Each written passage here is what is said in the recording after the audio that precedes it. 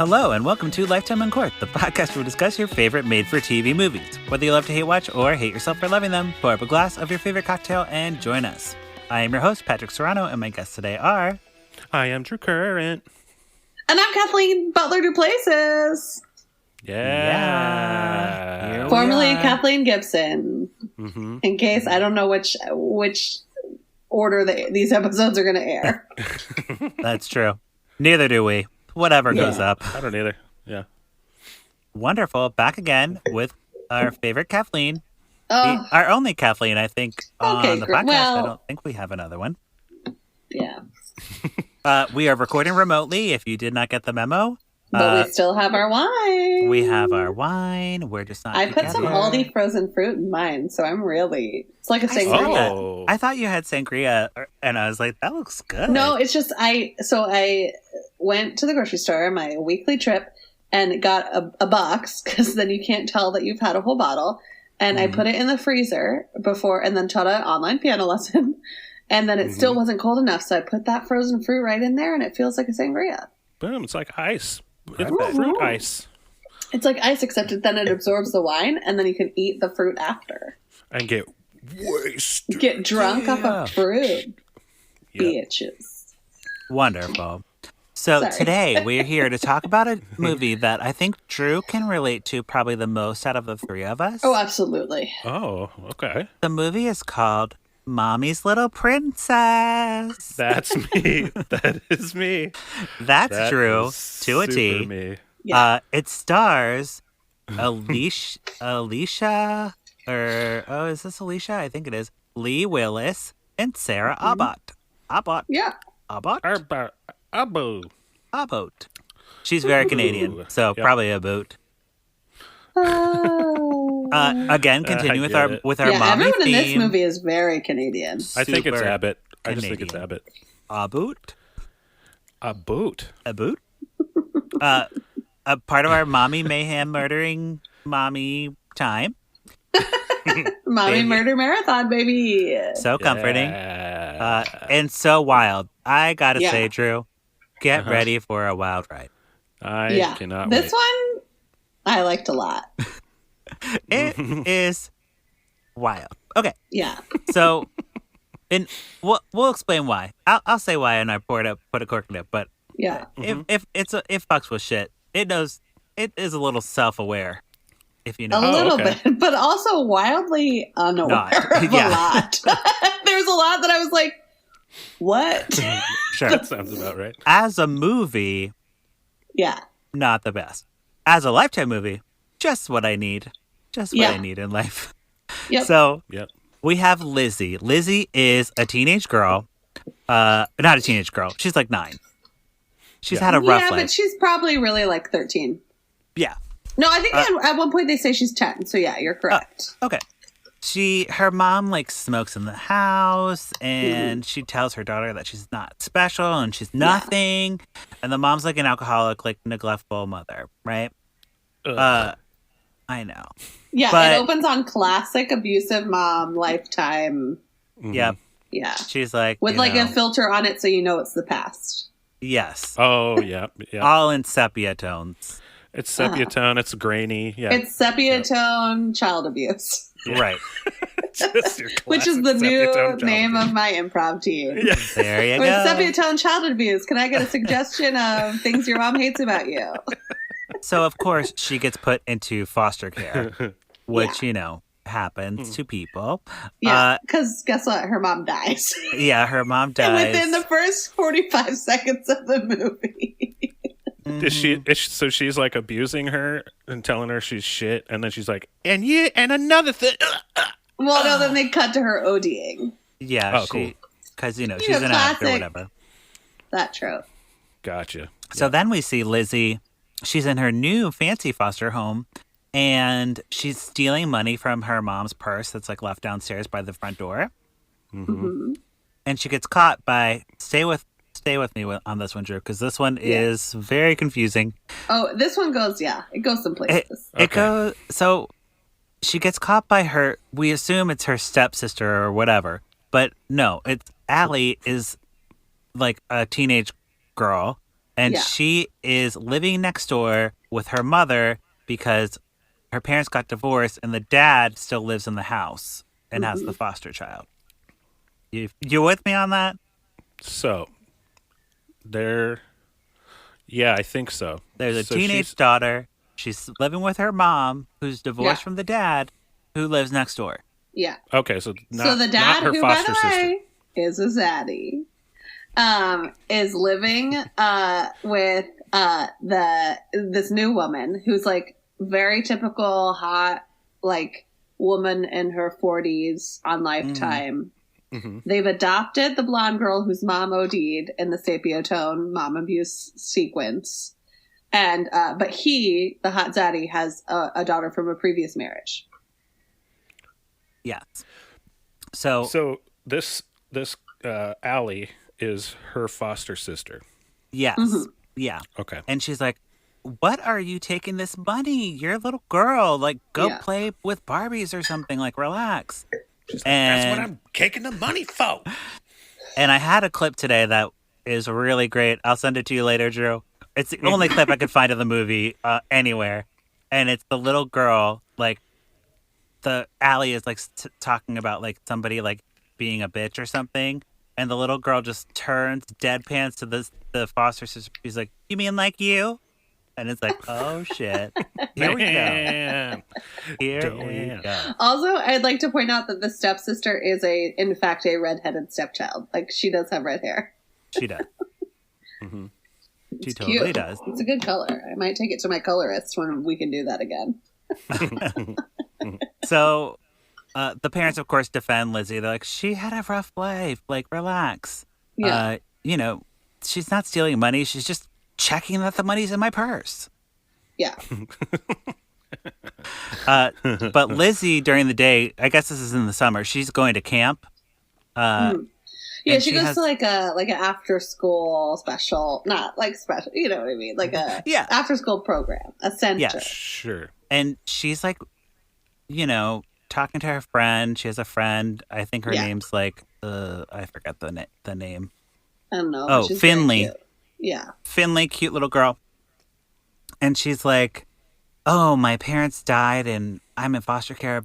They were really rich and they died in a private plane crash. Yeah, this is what she tells Finley. She just starts lying, Lizzie, Which the is girl. not true She's- because we saw in the sepia tone child abuse that she, in fact, was the daughter of some white trash. Right. So, Finley, the But friend, this is yeah. I sorry. love this because she's like, oh, that's so cool. Like, my family's from Trinidad. Where's your family from? Yeah. And My Lizzie's like, family's from Trinidad and Tobago. They came here when I was 3, and they now, it's like that childhood thing where you're like trying to one up the other child, but Yeah. you're like, oh shit, that's like way cooler than what I just said. yeah. And she like gets in the car with her mom after camp, and she's like, Mom, where are you from? And she's like, Chicago. She's like, oh, well, I'm fucked. Like, that's not as cool as Trinidad. Boring. Yeah. Yeah. Boring. But the adopted mom, her name's Juliana, and she is like, okay, my daughter wants to know more about her life, so I'm going to get her one of those DNA tests. So, like, the 23andMe. 23andMe. But the box set looks exactly the same, but they can't use the actual brand name in the movie. Right. It's 23 and you. Yeah. 24 and jeans. It turns out that Lizzie is 65% German, which we all Which- should have known. Yeah. It's on brand for how she's acting. I mean, Yeah. aren't we all? Sorry to our German listeners. Yeah. But like also the Holocaust. Right. Too soon? So I don't there's know.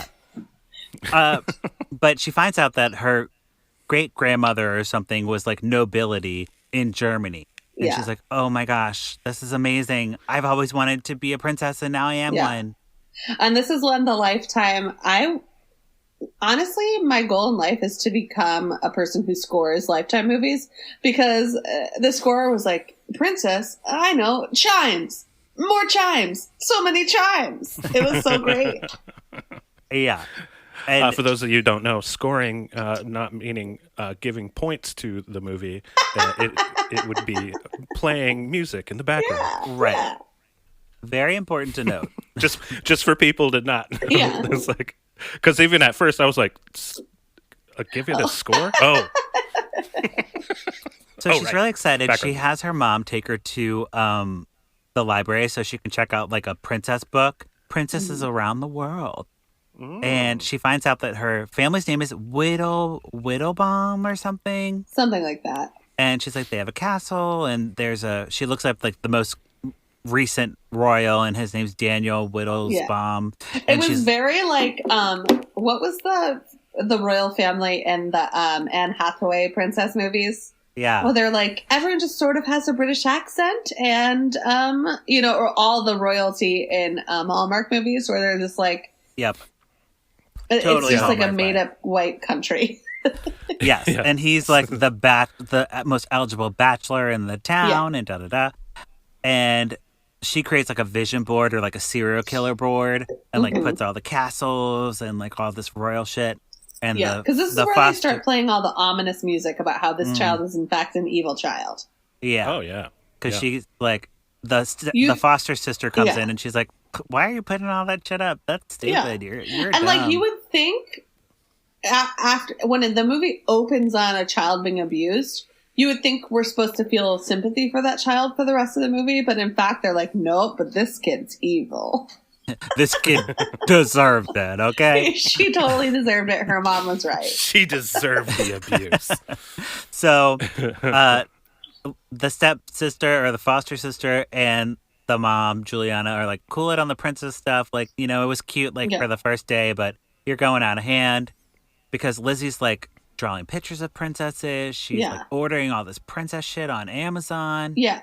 And her plan is to get her mom to marry this prince, which because it was hard to follow. I thought I was like, they just like let this child into this like unmarried woman's home with this like hot dude who's an artist, by the way, but just like hanging out in the house. Like, I didn't think they did that. I thought like you had to have like all these like that's a hard word to say, prerequisites before they like give you this foster child.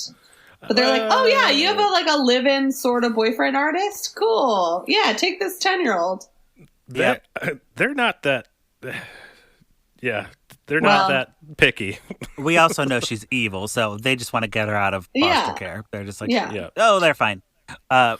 What's funny here is that at the camp, they're putting on a production of Cinderella. Mm-hmm. So it's like, she's like, well, I'm a princess. I must play Cinderella, of course. Yeah. Mm-hmm.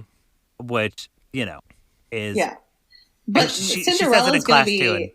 Yeah, but Cinderella is going to be at like this sleepaway camp. They're like, oh, by the way, children at this community center, we have this like extra special camp that you have to get permission for. And like, there's only a certain number of kids that can come. Also, the woman that plays the teacher at this community center, my husband walked in the room and was like, I'm wearing headphones and I can tell that this woman is a terrible actress. Like, she was so bad. But yeah, so she's like, we have an extra special camp. We'll be doing like outdoorsy things. And then she goes, and of course, theater. So this is where they're going to do Cinderella at the camp, but there's only a limited amount of spots. Okay. Yep. So she is on the waiting list. Lizzie's on the waiting list. She didn't like pay her money in time or whatever. And she's like, what do I do to get in that sleepaway camp? Yeah. She's like, she like goes. I deserve to go. I'm a princess. Like, come on. She finds out one of her classmates is allergic to penicillin. Yeah. And she Swifty searches their Google search. I like it when they like show the search engine. This evil child does a lot of her like nefarious work on her pink iPad. Yeah. Her princess iPad. Yeah. That's probably more accurate than anything. And she finds out that amoxicillin is like a drug that she can get online or something. She gets it. She like grinds it up. This is what the movie said, She found it in Drew. her sister's like nightstand. She's like, oh, great. I'm so glad that my stepsister had like mumps or something. I don't know what she would have gotten it for. I'm glad she just got over the chicken pox and still had some leftover amoxicillin. She crushes it up with a stapler, probably a princess stapler. You got to be resourceful. You got to take what you got. And she puts it in the little girl's fruit punch. And she Poor little Bronwyn. Her name is Bronwyn, which is also the name of a breakout star of Real Housewives of OC. There you go. Oh. And the little girl's like, Bronwyn. I'm good, actually. Like, I already have a fruit punch. I don't need to drink off of your drink in the bathroom. No thanks. Bronwyn gets it. Bronwyn's like, why would I want to drink off your drink? That's fucking gross. She sees like floating little white specks. Just you're like, I'm not. No, thank you. No. Yeah. No. So Lizzie's pissed. She's like, well, fuck, my plan didn't work. Yeah. So she puts it in some orange juice. So now the girl will drink it. Yeah, because she's like, hey, friend from Trinidad, why don't we sit with Bronwyn today? And the friend's like, I thought you said she was like a fucking loser and you never wanted to be near her. And she's like, yeah, but I was wrong. Let's go sit with her. And then the Bronwyn gets up to do something. And then Lizzie's like, hey, girl from Trinidad, do you want to just like go get me a tissue? And then when they both leave the table, she very obviously puts the amoxicillin into Bronwyn's drink. It was so obvious. Like, in a very crowded room full of children, and no one noticed. Can you both go get me a tissue, please? Like, yeah. What? Right. Okay. What do you... But then she watches the girl like go into like anaphylactic shock or whatever happens to her, and she's like, haha, I got my spot. Excellent. Yeah. So she's next on the waiting list. The teacher is like very suspicious. She's like, that's weird that you couldn't go and now all of a sudden can go, and there's like amoxicillin all over your hands. Yeah.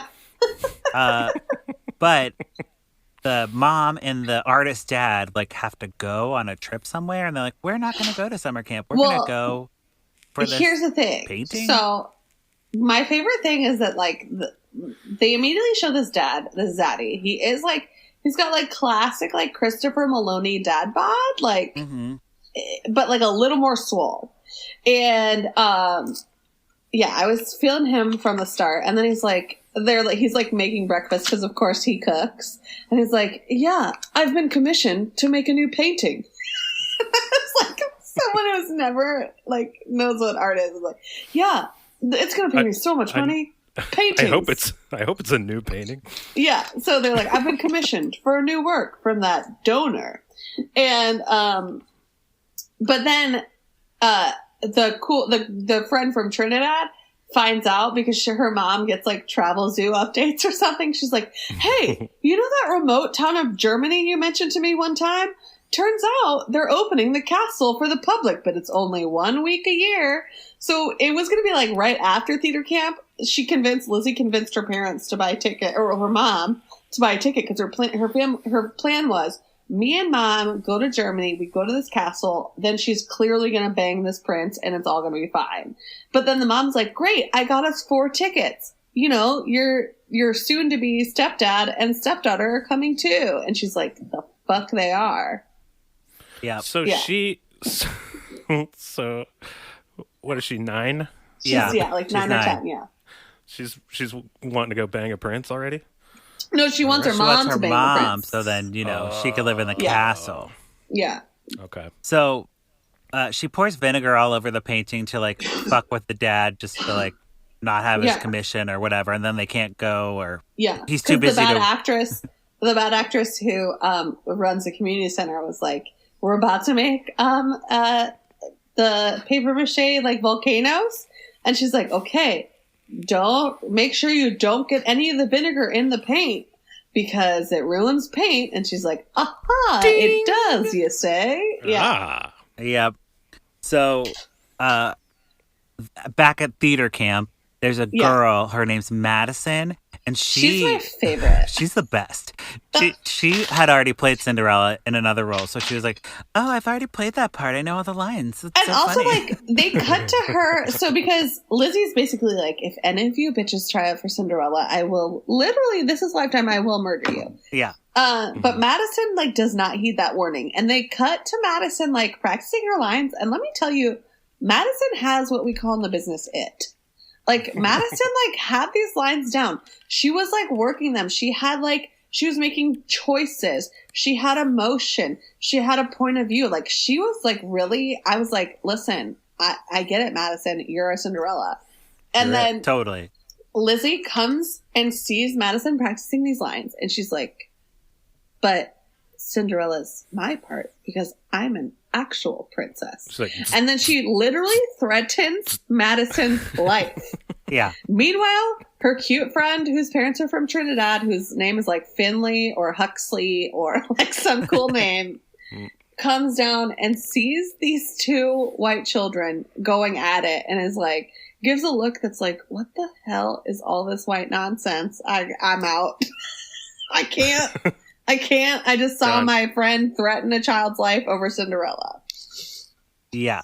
So since the plan doesn't work because Madison's still like, well, I'm going to play Cinderella. Yeah. Madison's like, oh, you threatened my life? I don't care. I'm an actress. Yeah. I'm a star and I will do the role. Lizzie gets hysterical and she goes to like a poison ivy patch and starts picking poison ivy to like, I don't know, give Madison poison ivy.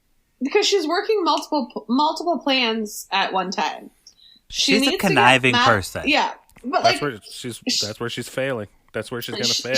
She's trying to get Madison out of the way just by pure threats, which is almost working. Then she's trying to figure out while she's at camp, she finds out that soon to be stepdad, and stepsister are going to come on the trip, and she's like, well, that can't be. And meanwhile, cool black friend's like, hey, one time I got poison ivy. It really sucked. And I could only lay there for a week. She's like, great. What I'm going to do is I'm going to go pick a bunch of poison ivy, bring it home to my stepsister, and just rub it all over her body. But, of course, she gets caught by the teacher who's like, what are you kids doing? You're not supposed to be out here. Yeah. And the teacher's like, you're expelled from camp. I'm going to call your mother. She gets out her cell phone. One, you're out here picking poison ivy. You're looking for it in this like banned area of the camp that we've talked about before in the movie. Two, I heard that you literally threatened Madison's life. So not good. But then Lizzie lunges for the phone. She grabs the phone and they're struggling with the phone. Yeah. And of course, the teacher falls off a cliff and hits her head on a rock. Yeah. And she's like, done, Yeah. Because it's Lifetime. If there's a cliff, someone's falling off of it. Yeah, yeah. And if there's even a rock around, right? There's be careful around rocks. But the camp counselor and all the campers are looking for the teacher and where did she go? And Finley finds a flashlight that belonged to the teacher that literally has a label maker's sticker on it that says Mrs. whatever her name was. I think it's Miss Mila. And Miss Mila. She's like, oh no, and it was under her pillow or something. And she puts it under, I don't know. There's a whole thing with the flashlight where they're hiding it under each other's pillows to blame each other. Yeah. But there's some cute camp counselor who's like, oh, we gotta take care of Miss Mila. But this is also what the thing about Lizzie that struck me, especially in Lifetime racial politics, is Lizzie is the worst of all white women. Where all she does, the reason she's gotten away with all of this stuff thus far is because she's a cute little blonde kid who just cries a little bit and is like, but my mom hit me. Mm-hmm. Yeah. So I can steal things. And then when she gets caught with the flashlight by Finley, who's black, she's like, well, I'll just tell them it was yours. And it fucking works. The other camp counselor's like, what? She's like, yeah, I found it in her stuff. And she wouldn't tell, she pulls the ultimate white tier fucking bullshit that white women have been doing forever to get people killed. I'm Lizzie becomes a Karen. Yeah, Lizzie is a Karen. She's a Becky. She's all the permit people. But of course the show. No offense to Karen, my friend Karen. Oh, sorry, Karen Murphy. The play gets canceled. And Lizzie throws a temper tantrum and she's like, I don't care about Miss Mila. I want to be Cinderella. But they're like, yeah, because literally the counselor's like, hey, so bad news. Miss Karen's almost dead. and even Madison's like, oh, wow, that's really terrible. And then Lizzie's like, cool. So can I be Cinderella now? Yeah. Shut up. Like all the campers are like distraught, and she's like, okay, cool. So, Yeah. So what's the situation? What's the stats? Yeah. What about this play? What's the sit rep? What's the sit rep on the play here? So Lizzie goes to her home because she can't go to camp anymore, and she like destroys her room. She's like so mad, and her mom comes in. And she's like, look, like Miss Mila woke up in the hospital, and the police like want to talk to us. So that's weird, but like we should do that. And Lizzie's like not having any of that. She like packs a little suitcase and takes the tickets to Germany, gets in like a cab, and the driver's just like, oh, because she also researches cab companies on her pink iPad. Yeah. The cab driver's not concerned like that there's a child. Not concerned in the least as to why there's a child in his car. It's hard to be a cabbie these days, you know? So he brings it up a little bit. He's like, traveling by yourself? She's like, I'm meeting my mom at the airport. He's like, that's good enough for me. Sounds legit. But then he gets, like, the mom realizes that she's gone, and she's like, gets her daughter to like help her like drive around and look for her. Yeah. And the mom realizes she's gone, goes up to her room, sees the iPad sitting there with the cab company on it. Yep. Good detective work. Yeah. And then the cab driver gets like a CB, what is it called? A CB radio? Yeah. He gets a call on his radio, and it's like, hey, there's a kid traveling by herself. And he's like, oh, man, she's in my cab. That's mine. But he's at like a red light, so she jumps out and goes to like a pizza place or something and like hides in the bathroom.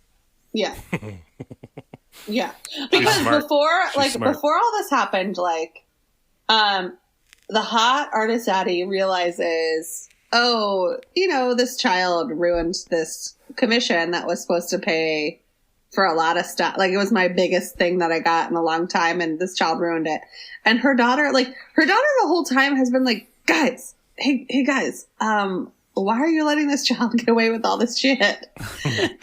Like the whole movie, the stepdaughter is like, hey, I get she was abused, but like you probably shouldn't let her just like steal your money and like attempt to like murder people. And the mom's always like, oh no, it's fine. And like, but the dad does sit her down and is like, yeah, this is like wild. I get it. But like she was abused. And so like, they've kind of finally turned the stepdaughter to be like, okay, I get it. This chick has had a really tough life. Like, let's be compassionate towards her. Because then when she goes missing, the mom's like, okay, you, stepdaughter, get in your car. I'll get in mine, and we'll try to go find her. Yeah. It's just like, instead of like, bye. Yeah. Oops. The stepdad's like, you know what? Like, and I'm like, this fucking stepdaughter gets it. She's like, cool. Yeah. And she really does, like, I've watched this like a long time ago, and then I rewatched it like, for the podcast. Like the stepdaughter is like really, doing the heavy lifting in this movie. Yeah. So she finds Lizzie at the pizza shop, of course, and she like knocks on the bathroom door. She's like, let me call you. Let's talk this out. Yeah. And she's like, look, girl, like maybe don't be like a princess. Like being a princess sucks. Like, don't you want to be a normal person? Like go to the Gap and like, eat a pizza and like... Oh, we forgot to mention why she ran away. She ran away because the police called the house. And were like, because Miss Mila woke up from her coma. Yeah. The police called the house, and the mom's like, oh, it's the police. That's nothing weird. They probably just want like a statement. And and even the stepdaughter was like, yeah, cool. So like you and mom just go to the police, answer some questions. And the daughter's like, fuck, I killed that lady. I thought I did. And she's awake, and that's why she runs away. Oh, yeah. Yeah. Okay. So, like, Allie, the step sister or whatever, she's, like, talking her down, and it works. They don't have pizza? They don't have pizza in Germany? No, but they do get lattes at the end. They get, like, mocha something. Yeah, she's like, so I know that you tried to murder this woman, but... Listen, being a princess is not worth it. So how about you come out here and we'll get some lattes? Yep. And at the pizza pretty place. much she's like, you're a psycho, but I love you and you're my family. And it works. Lizzie comes out. They all hug. And then Lizzie is like in therapy. Because then they do the thing where they like cut to like happy times. Yeah. And my favorite part was like, the mom goes to Lizzie. She's like, "Did you take your last pill?" And then they're like, "Yeah, your therapist says they're really working." Like, they just like, and that's the whole movie is just like pathologizing like abused and mentally ill people. Yeah, it's like not a good look at all. No, and that's how it ends. It's just like everything's it's fine like, now. She's on meds. Yeah. They're like, she got on her meds and she's in therapy, and now we're celebrating the stepdaughter's graduation, and we're all a big happy family. Yeah, let's take a family photo and be done with this movie. But it literally was like, with the mom being like, "Did you take your pill?" And like, That's no hilarious. repercussions. No repercussions for anything. No. And also, like, Yeah. if it was about, I mean, like, that's the thing is, like, this kid was, like, horrifically abused and then lashed out because of it, and like did need the medication and therapy and all the things that she eventually got in the denouement of the movie. Right. But like, it was just like wild that it's like, but you played it like she was this problem child, like Children of the Corn, like evil child. Oh, and then just like, yeah, just take the pills. Take the pills. Yeah. Take the taking the magical get rid of sociopathy. Yeah. Or psychopathy pills, which are not a thing. No, it's not a thing, and it's not a curable thing. It was irresponsible. Yep, that sums it up for sure.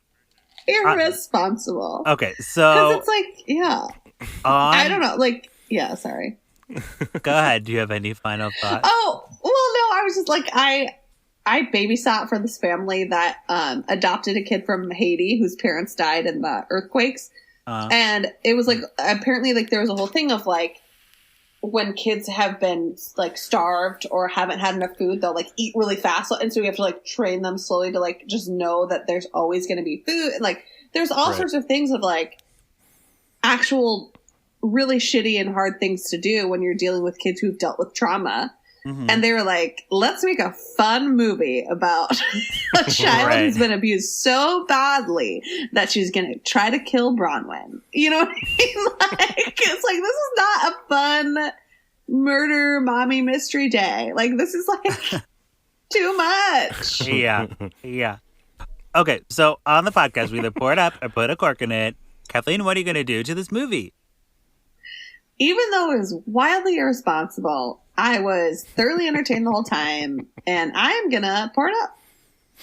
Okay. Yeah, that's fair. Drew, how about you? Well, I'm gonna pour it up because, as you mentioned at the beginning, this is the most relatable Lifetime movie for me. Right. Because I'm Mommy's because you are a princess. little princess. Yeah. And I'm a psychopath, and and I try to kill people sometimes. But you know what? But I take a pill and wham bam. Hey, that works, I think. Look, problematic. Yes. Yes. Inaccurate for what? Yes, all of that. Oh yeah. But this sounds like a fun little romp. Little romp. It had me. There's some twists and turns. It had me riveted the whole time. Mm-hmm. Right. What I liked about this one, I'm going to pour it up also. And I wouldn't have poured it up on first viewing. Second viewing, I was like, oh, I get what's going on here. I love that it was like taking like a Hallmark, like total like trope of like the prince, like finding out you're a princess and then going to the castle. And like, this is like what happens if like you don't get to do that. Yeah. Okay? Yeah. You don't get to do that.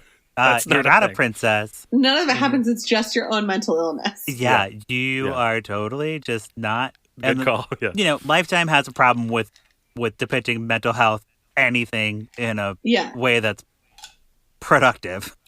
So, and like, while it was like totally irresponsible, I do feel like, seeing the like sepia-toned child abuse in the beginning, I was like, well, clearly we're supposed to feel sympathy for this child the whole time. And then Lifetime was like, no, sir. No, you're not. No. And also, the actress was not bad. The child actor, child actress was so good. The stepsister was good. Breakout star Madison was phenomenal. Give Madison her own Lifetime movie, please. And you know what? Even give Bronwyn one. Like, Bronwyn's like, I don't want to drink off your drink. I get it. Like, the actors were all really good.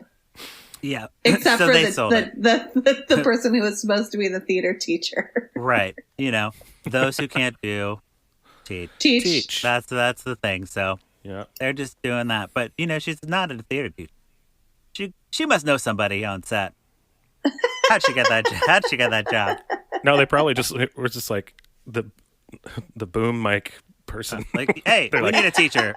We didn't cast this. We already have like 3 boom mic people. You want to be the teacher? Yeah. Wonderful. So that's Mommy's Little Princess. That wraps up this conversation about that movie. Kathleen, anything to plug in the pluggy time? Oh wait, we're supposed to do news. News. I don't really have any news, but I do have to say, I was just thinking, like, we're recording this. It's about 7 p.m. and we've recorded 2 in a row, and I've had these gigantic glasses of wine this whole time, and now I'm supposed to bake a chicken pot pie. Oh no! And I just feel like people have been talking about their Corona personas. And I feel like my Corona persona is being slightly drunk and baking a chicken pot pie. There you go. That's great. That's a great one. I love it. Yeah. I don't think I haven't found mine yet. I don't. Yeah, I think it comes to you. I feel like it's an organic thing. Yeah. Patrick happens. Is talking to us from his closet. True. And I just feel like the audience needs to know, because, like, that's where the sound is best for him. But, like, if you could see him on the Zoom call, he does look very cute. And I feel like it's a good Corona persona for you. Hey, like, back in the closet, but, like, not about your sexuality. Right. I'm just here recording podcasts. Not about your sexuality. Not an R. Kelly song. Oh, right. Not trapped in the closet. I can totally leave if I want to. I'm opening the door just so we can prove that to you guys. Yeah. Wonderful. All right. Well, pluggy time now, I guess, because we're not doing Candace. Oh, shit. I forgot to plug. Oh, no, that wasn't yet. Guys, no, we were doing news. The news segment I made up just now. Well, the problem is I've been pouring it up the whole time. Hey. I'm Kathleen Sing Stuff on Instagram and YouTube, and I made a web series called Dystopian Tips with Kathleen.